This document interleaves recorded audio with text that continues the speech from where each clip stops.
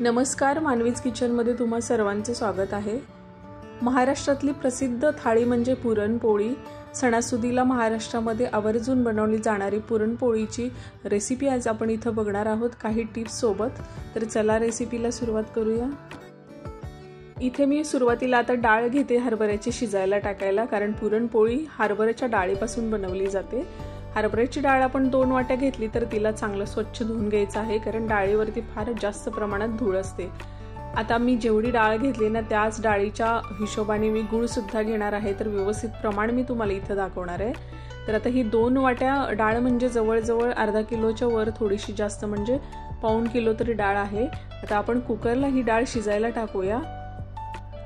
कुकरला डाळ शिजायला टाकते तर या पण गोष्टीची काळजी घ्या की पाणी किती प्रमाणात टाकते, नाहीतर डाळ अर्धी कच्ची राहते, अर्धी शिजली जाते।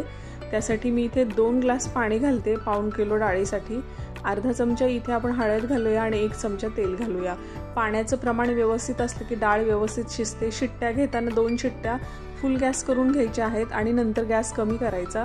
कमी गॅसवरती 2 शिट्ट्या घ्यायच्या आणि नंतर लगेच कुकर बंद करून थंड होईपर्यंत तसंच थांबायचं, म्हणजे तो व्यवस्थित डाळ शिजली जाते। आतमध्ये राहिलेल्या वाफेमध्ये डाळ व्यवस्थित शिजते।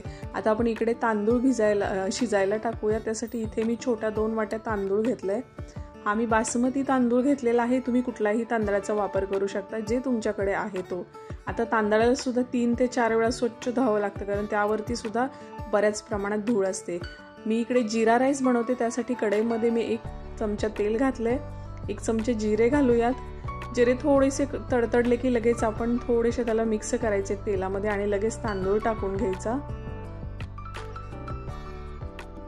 पोळी बरोबर जिरा राईस छान लागतो, कारण आमटीचा एवढा छान सुगंध असतो आणि चवीला एवढी छान असते ना आमटी, त्यामुळे बासमतीचा जिरा राईस केला तर मस्त चव लागते त्याची सुद्धा पुरणपोळी बरोबर। आता इकडे आपण तांदळामध्ये पुरेसं पाणी टाकूया आणि त्याला शिजायला ठेवूया, कारण आपण तांदूळ काय कुकरला लावलेला नाहीये, त्यामुळे मोजमापाचं गरज नाहीये पाण्याच्या। 1 चमचा मीठ घातले मी। मीठ मिक्स करूया व्यवस्थित आतमध्ये आणि झाकण ठेवून देऊ, म्हणजे व्यवस्थित हा भात शिजला जाईल। साईडला अधूनमधून आपण चेक सुद्धा करायचा आहे। आता इकडे तोपर्यंत आपण कणिक मळून घेऊया, म्हणजे आपला टाइम सुद्धा वाचेल। आता इकडे मी नेहमीप्रमाणे जो आपण रेग्युलर कणिक घेतो सकाळी चपात्यांना, तशीच गव्हाचं पीठ घेतलेलं आहे। त्यामध्ये मीठ घातले आणि हे थोडंसं पाणी घालून आपण कणकीचा गोळा मिक्स करून घ्यायचा आहे। माझ्याकडे हे गव्हाचं पीठ खूप छान आहे आणि काय होतं काही वेळेस गिरणीवाले व्यवस्थित पीठ देत नाहीयेत, तर तुमचं पीठ खूप जाडसर असेल तर पोळ्या वातड येतात। तर त्यासाठी काय करायचं, कणिक मळत्या वेळेसच 1 अर्धा कप तेल घालून घ्यायचं, म्हणजे मऊसूत कणिक भिजली जाते। आता इथे कणिक मळून तयार आहे। मी वरून आता थोडंसं तेल घालून त्याला चांगलं मळून घेणार आहे, कारण पीठ खूप छान आहे त्यामुळे मला जास्त इथं तेलाची गरज नाहीये। तरी सुद्धा मी 2-3 वेळा असं थोडंसं तेल घालून ना चांगला गोळा मळून घेते कणकीचा। आता आपण चेक करूया भात शिजलेला आहे का नाही। तर तुम्ही बघू शकता तेवढ्या पाण्यामध्येच भात शिजून तयार झाला। मला जास्त लक्ष द्यायची सुद्धा गरज लागली नाही आणि मोकळा झालेला आहे। भाताला आपण साईडला काढून ठेवूया। कुकर चेक करूया, कारण डाळ सुद्धा शिजलेली असावी। जे आतली वाफ होती ना त्या वाफेवरतीच मी ठेवून दिलेलं होतं, तर डाळ सुद्धा शिजून तयार आहे। कारण शिजल्यानंतर ती फुटलेली दिसते, हे बघा लगेच मॅश झाली बोटावरती। तर डाळ सुद्धा शिजून तयार आहे। आपण डाळीचं पाणी नितळून काढायचं आहे आता अगोदर, म्हणजे आपल्याला डाळीमध्ये गूळ मिक्स करायचं, तर त्यातलं पाणी सगळं नितळलं पाहिजे। तर साईडला मी इथे चाळणीमध्ये सगळं डाळ टाकून घेते, म्हणजे व्यवस्थित ते सगळं पाणी नितळलं जाईल। एकदम कोरडी डाळ हवी आपल्याला, तरच ते आपल्याला व्यवस्थित त्याच्यामध्ये गूळ मिक्स करता येतो। आता जे डाळीचं राहिलेलं पाणी आहे त्या पाण्यामध्येच आपण आमटी बनवणार आहोत। आमटी बनवण्यासाठी इथे मसाला तयार करूया। त्यासाठी मी उभा चिरलेला कांदा घेतलाय, खोबऱ्याचे उभे काप करून घेतलेले आहेत, ते पण मी इथे टाकले भाजायला। खोबरं अगदी थोडं घेतलं तरी चालेल, अगदी छोटासा तुकडा होता त्याचेच मी छोटे स्लाइस केले आणि इथे टाकलेत भाजायला। हे सगळं आपण छान भाजून घेऊया। यामध्ये थोडेसे आपण मसाले पण अजून ऍड करूया। त्यासाठी मी इथे 1 चमचा धणे घेते, 1 दालचिनीचा तुकडा आहे, 4 ते 5 काळी मिरी आहेत, 2 ते 3 लवंग आहेत। हे पण छान असं मिक्स करूया, कारण गरम मसाले असतात ना त्यांचा फ्लेवर आमटीमध्ये असेल तर आमटीला अजून जास्त चव येते छान। कारण या आमटीला आमच्याकडे महाराष्ट्रामध्ये येळवणीची आमटी म्हणतात आणि मस्त लागते। आधीमध्ये सुद्धा आमच्या इकडे लोकांना एवढी हौस आहे या आमटीची की आधीमध्ये सुद्धा डाळ शिजवून त्या डाळीपासून अशी आमटी बनवली जाते। मिक्सरच्या भांड्यामध्ये आपण मसाला टाकून घेतला, त्यामध्ये 8-10 लसणाच्या पाकळ्या, थोडीशी कोथिंबीर टाकून मसाला बारीक करून घेऊया। गरज लागलं तर थोडंसं पाणी घालायचं जर मसाला नाही बारीक झाला तर। आता इकडे आपण डाळीचं पुरण बनवून घेऊया। त्यासाठी पॅनमध्ये मी डाळ टाकून घेतली। तर ज्या वाटीने आपण इथे डाळ घेतलेली होती शिजायला टाकायला त्याच वाटीने आपण इथे गूळ घेणार आहे। तर मी इथे 2 वाट्या गूळ घेते, म्हणजे दोन्हीचं प्रमाण व्यवस्थित होईल, गोडीमध्ये पण व्यवस्थित राहील, जास्त गोडही होणार नाही आणि जास्त सप्पकही होणार नाही। आता हे पुरण आणि गूळ आपल्याला इथे पटापट मिक्स करून घ्यायचं आहे, कारण डाळ खाली कढईला चिटकली नाही पाहिजे। आता या प्रोसेसला जरा जास्त वेळ लागतो, कारण जेव्हा आपण डाळीमध्ये गूळ टाकतो त्यावेळेस गुळाला बऱ्याच प्रमाणे पाणी सुटतं, कारण डाळ पण आपली ओली असते आणि त्यात गुळामध्ये जास्त पाणी असतं। तर हे बघू शकता तुम्ही, मिक्स छान प्रकारे झाले आणि बऱ्यापैकी पाणी सुटलेलं आहे। सतत त्याला फिरवत राहायचं आणि लक्ष देत राहायचं, नाहीतर खाली डाळ चिटकली जाते पॅनला आणि मग तो करपा वास आला का मग पुरणपोळी चांगली होत नाही। आता मी इथे सुंठ, बडीशेप आणि वेलचीची पूड आहे ते इथे टाकून घेते। ते झाल्याबरोबर लगेचच मी इथे सुंठ पावडर पण अर्धा चमचा घालते। हे सगळं आपण छान मिक्स करून घेऊया। पुरणामध्ये थोडेसे वेलची किंवा जायफळ असेल तर मस्त टेस्ट येते पुरणपोळीला, वास पण छान येते आणि सुगंध छान सुटला की पुरणपोळी खायला चांगली वाटते। तुमच्याकडे एवढं सगळं नसेल तर तुम्ही फक्त जायफळ किंवा फक्त वेलची टाकली तरी चालेल, हरकत नाहीये। पुरणाची डाळ तयार आहे, आपण साईडला ठेवू आणि इकडे भजी करण्यासाठी आपण पीठ तयार करून घेऊया। त्यासाठी बेसन पीठ घेतले मी इथे, बेसन पीठ अंदाजेच घेतलेलं आहे। त्यामध्ये अर्धा चमचा हळद, गरजेप्रमाणे मीठ घालूया, थोडेसे जिरे घातलेत मी इथे। आता ओवा पण इथे अर्धा चमचा आपण टाकायचा आहे। ओव्याने काय होतं, भज्यांना चव छान लागते आणि ते पचायला पण जड लागत नाहीत, कारण ते हरभऱ्याच्या डाळीचे असतात। आता एक चिरलेली मिरची, एक चिरलेला कांदा आणि थोडीशी कोथिंबीर टाकूया यामध्ये आपण। हे भज्याचं सारण आता पाणी टाकून थोडंसं मिक्स करून घ्यायचं आहे। हे पीठ आपण हातानेच मिक्स करूया, असं ते काही मिक्स होणार नाहीये, कारण आपल्याला दाटसर पीठ बनवायचं आहे, जास्त पातळ नको आहे।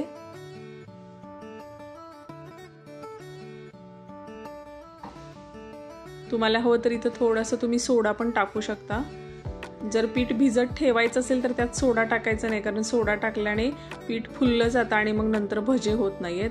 त्यामुळे ज्या वेळेस तुम्हाला करायचे आहेत भजी त्यावेळेस तुम्ही सोडा टाका। तर हे पीठ आपण साईडला ठेवून देऊया, तोपर्यंत इकडे आमटीला फोडणी देऊ। त्यासाठी कढई मी ठेवले गॅसवरती। आता 2 चमचे तेल घालायचं आहे, त्यामध्ये 1 चमचा मोहरी घालूया, 2 तेजपत्त्याची पानं टाकायची आहेत, अर्धा चमचा जिरे टाकूया इथे आणि इथे थोडीशी कढीपत्त्याची पाने टाकायची आहेत, कारण कढीपत्ता हा मेन फ्लेवर असतो येळवणीच्या आमटीचा, मस्त वास येते त्याने। आता जो मसाला आपण बारीक केलेला होता तो या तेलामध्ये टाकून घेऊया। मसाल्याला इथे व्यवस्थित मिक्स करूया तेलामध्ये, म्हणजे छान त्याचा फ्लेवर उतरेल। 2 ते 3 मिनिटे इथं चांगला मसाला फिरवून घ्यायचा। मसाल्यातला कच्चापणा गेला की आता पुढचे मसाले टाकू। तर इथे अर्धा चमचा हळद आणि हे घरचं काळं तिखट आहे ते मी 2 चमचे टाकून घेते।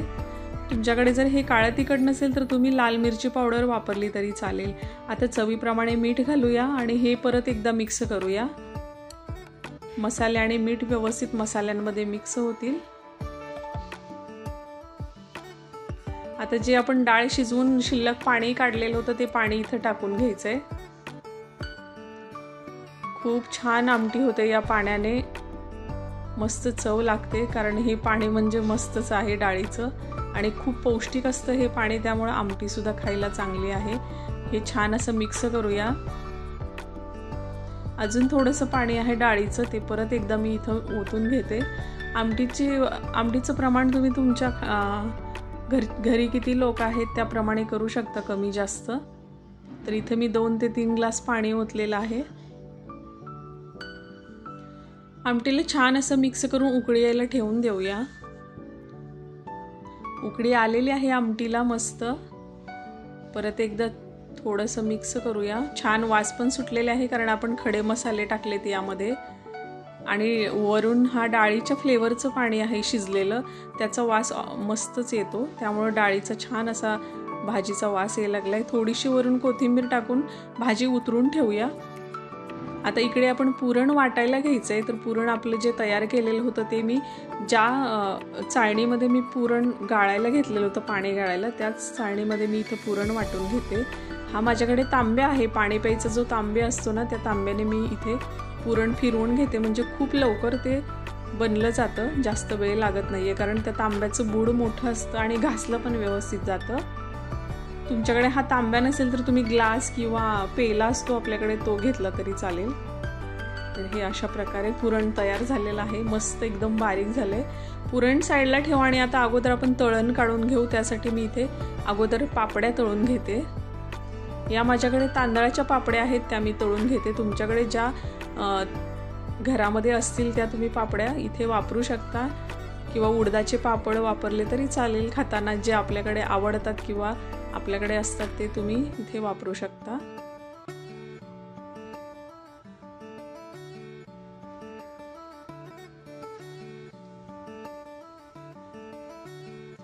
आमच्या गावाकडे पुरणपोळी म्हणलं की भरपूर पापड्या किंवा भजे तळले जातात आणि शेजापाजारी जेवायला येतातच. कारण येण्या जाणाऱ्यांना तर बोलवावंच लागतं, कारण सणासुदीचा दिवस असतो. आता इकडे आपण भजे पण तळून घेऊया अशा प्रकारे. गाव म्हणलं की लोकांना एक्स्ट्रा स्वयंपाक करावाच लागतो, कारण कधी कोण येईल किंवा येण्या जाणारे लोक असतात, त्यांना जेवा म्हणल्याशिवाय गावची लोक जाऊ देत नाहीयेत आणि त्यातच खरं प्रेम असतं. आता भजे इथं आपले फ्राय झालेले आहेत चांगले.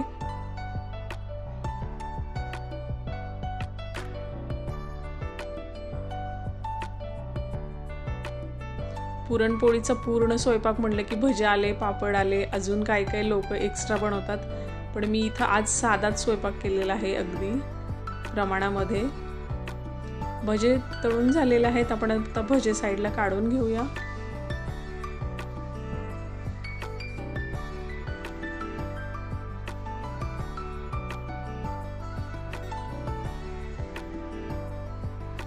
इकडे आता बाकी सगळी कामं झालेली आहेत. आपण आता फायनली पुरणपोळी लाटायला घेऊया. स्टेप बाय स्टेप आपली सगळी कामं झाली, तुम्ही बघितलं आणि आपला वेळ सुद्धा वाचलेला आहे. एक काम करतोय तोपर्यंत दुसरं आपण काम करायला घेतलं, त्यामुळं व्यवस्थित सगळी कामं झालीत. आता इथे आपण कणकीचा एक गोळा घ्यायचा, जेवढा तुम्हाला हवा तेवढा छोटा मोठा, आणि त्याला अशा प्रकारे गोल वाटी बनवल्यासारखं बनवायचं आहे. मात्र मध्ये जाड ठेवायचं आणि साईडला थोडंसं पातळ करायचं. मध्ये जर पातळ केलं तर पुरणाचा गोळा आपण जेव्हा टाकतो त्यावेळेस ते लाटतानाच फुटलं जाईल. आता पुरणाचा गोळा आपण गरजेप्रमाणे घेऊया. जेवढी कणिक आहे त्याच्या मापानेच घ्यायचे. जेवढी कणिक आहे त्याच्या अर्ध्या मापाने गोळा झाला पाहिजे, नाहीतर दोन्हीचा सेम गोळा झाला तर ते फुटलं जातं. ज्यांना सवय नाही त्यांना तर अजिबात जमत नाहीये. आता गोळा त्यामध्ये टाकून आपण दाबत राहायचं आणि वरून बंद करायचं. एक्स्ट्रा कणिक असते ती काढून घ्यायची. कधी कधी नाही काढली तरी चालते एक्स्ट्रा कणिक. आता हा गोळा बनवून तयार आहे. आपण आता पोळी लाटायला घेऊया.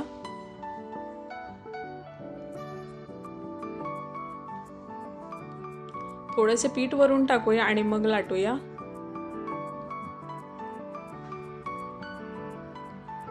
तुम्ही जर पुरणपोळी बनवायला नवीन असाल, तुम्हाला जमत नसेल, तर तुम्ही कणिक जास्त घ्यायची आणि पुरण कमी घ्यायचं, म्हणजे ती लाटली जाते, फुटणार पण नाहीये आणि भाजत्या वेळेस पण तुम्हाला ती तुटणार नाही, व्यवस्थित भाजली जाईल. लाटताना मात्र अगदी हलक्या हाताने लाटायचे, अजिबात त्याच्यावरती दाब द्यायचा नाहीये. सुरुवातीपासूनच हलक्या हाताने लाटून घ्यायची. थोडासा जरी दाब दिला तर ती लगेच पुरण बाहेर येतं. आता अशा प्रकारे व्यवस्थित लाटून घ्यायचे. लाटत्या वेळेस जर तुम्हाला राऊंडचे काठ जर तुम्हाला पातळ हवे असतील तर ते अगोदर लाटून घ्यायचे व्यवस्थित. हे अशा प्रकारे हळूहळू हात अगदी फिरवत राहायचा. बेलण्याचा दाब अजिबात पुरणपोळीवरती गेला नाही पाहिजे. अशा प्रकारे व्यवस्थित हळूहळू तुम्ही इथे पुरणपोळी लाटून घ्यायची आहे. बघितलं तुम्ही, पुरण बाहेर आलं नाही, फक्त दिसतं थोडं थोडं पण बाहेर येत नाहीये ते. तुमचं जर प्रमाण व्यवस्थित असेल डाळीचं आणि कणकीचं तर अजिबात ते बाहेर येत नाही. कणिकसुद्धा व्यवस्थित मळायला पाहिजे. आता तवा तापलेला आहे, थोडंसं तेल टाकून घेऊया आणि पोळी टाकूया. तेल टाकलं तर पोळी चिटकणार नाही आहे, कारण पोळी हा असा प्रकार आहे चिटकला तर तो वरती उचलता येत नाही. चपाती कशी पटकन उचलू शकतो, पण पोळी लगेच फाटली जाते. आता लगेच आपण पोळी इथे पलटून घेऊया. हे बघा मस्त फुगलेले आहे टम पोळी. आता तूप टाकू मस्त आणि भाजून घेऊ छान अशी. तुम्ही तूप तेल कशाचाही वापर करू शकता. मस्त भरपूर तूप टाकूया आणि छान अशी पुरणपोळी लालसर आपण दोन्ही साईडनी भाजून घ्यायची आहे. अशा प्रकारे मी सगळ्या बाकीच्या सुद्धा पोळ्या करून घेते.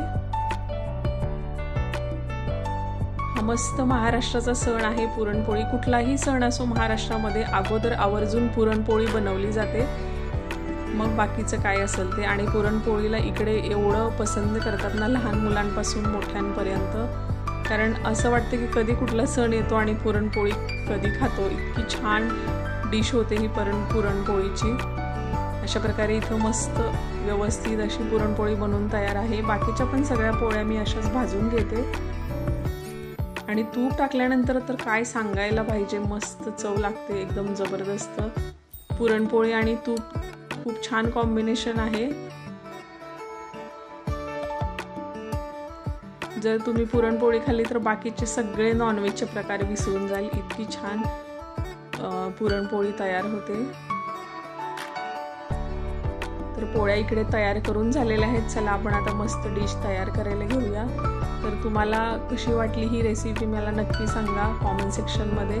आणि तुम्ही सुद्धा अशी पुरणपोळीची डिश घरी कधी बनवून खा. जर तुमच्याकडे बनत नसेल तर ही रेसिपी नक्की बघा. स्टेप बाय स्टेप मी तुम्हाला व्यवस्थित सांगितलं आहे. कुठेही चुका होणार नाही आहेत. अगदी व्यवस्थित स्टेप फॉलो केल्या तर तुम्ही व्यवस्थित पुरणपोळी बनवाल आणि काही प्रॉब्लेमसुद्धा होणार नाही. घाबरायची सुद्धा गरज नाही. काही मुली नवीन असतील तर त्या घाबरतात पुरणपोळी बनवायला, तर अगदी शांत डोक्याने व्यवस्थित करायला घ्यायचं. काही गडबडायचं नाही आहे. व्यवस्थित डिश तयार होते. आमच्याकडे तर या डिशला खूप पसंत करतात आणि मस्त आम्ही अधूनमधून ही डिश एन्जॉय करतो. जेव्हा सण असेल तेव्हा तर अजिबात सोडत नाही आहे. तर तुम्हाला सुद्धा ही डिश आवडली असेल तर तुम्ही घरी ट्राय करा, मस्त बनवून खा. आणि जर तुम्हाला माझा हा व्हिडिओ आवडला असेल तर मानवीज किचनला लाईक, सबस्क्राईब आणि शेअर करायला विसरू नका.